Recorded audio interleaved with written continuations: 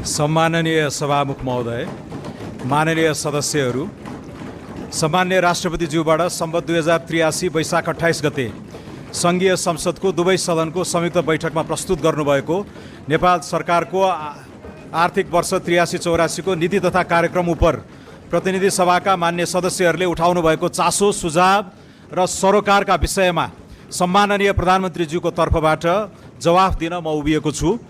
मुलुकबाट भ्रष्टाचारको समूल अन्त्य र सुशासन कायम गर्नुपर्ने माग राखी जेनजी पुस्ताबाट भएको आन्दोलन, त्यसपछिको सङ्क्रमण पश्चात भएको निर्वाचन मार्फत जनताबाट अत्यन्त विश्वास र भरोसा राखी एउटै पार्टीलाई प्रतिनिधि सभामा करिब 2/3 बहुमतको जनादेश प्राप्त भएको छ।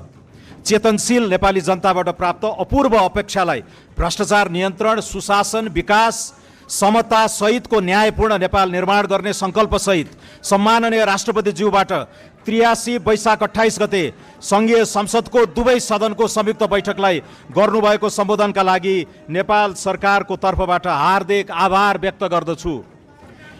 नेपालको संविधानले निर्देश गरेको सुशासन समृद्धिको साझा लक्ष्यलाई आत्मसात गरी निर्वाचनमा सहभागी सबै राजनीतिक दलले नागरिक समक्ष गरेका करार, बाचा, प्रतिबद्धता र घोषणालाई नेपालको राजनीतिक इतिहासमा पहिलो पटक सरकारले उदारतापूर्वक राष्ट्रिय प्रतिबद्धताको रूपमा ग्रहण गरेको विषय म यस सम्मानित सभा समक्ष पुनः व्यक्त गर्न चाहन्छु।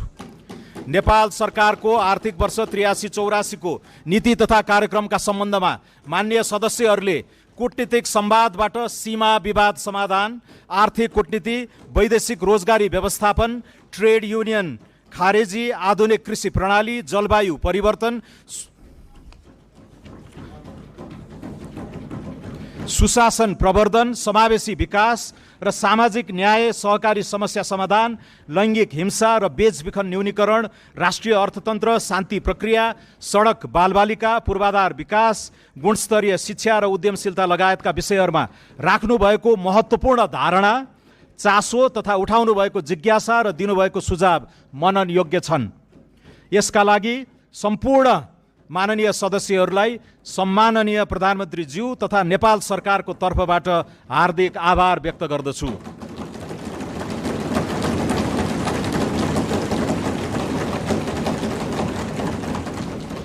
लिखित तथा मौखिक रूपमा राख्नुभएको धारणाको समग्र विश्लेषण गर्दा नीति तथा कार्यक्रम हामी सबैको साझा दस्तावेजको रूपमा रहेको नेपाल सरकारले महसुस गरेको छ।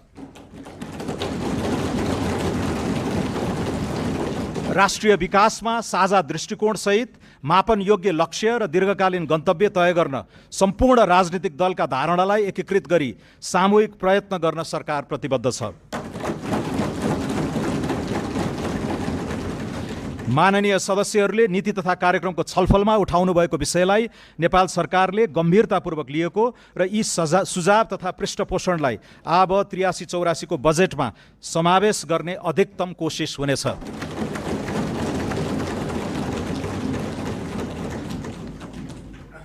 अर्थ राजनीतिको बनोटलाई आमूल सुधार गरी पूर्वाधार विकास, सुशासन, सेवा प्रवाह सुधार सहित सामाजिक न्याय हासिल गर्न ठोस कार्यक्रमको कार्यान्वयन इमान्दार ढङ्गले गरिनेछ भने नीति तथा कार्यक्रम कार्ययोजना बनाएर समयबद्ध रूपमा लागू गरिनेछ।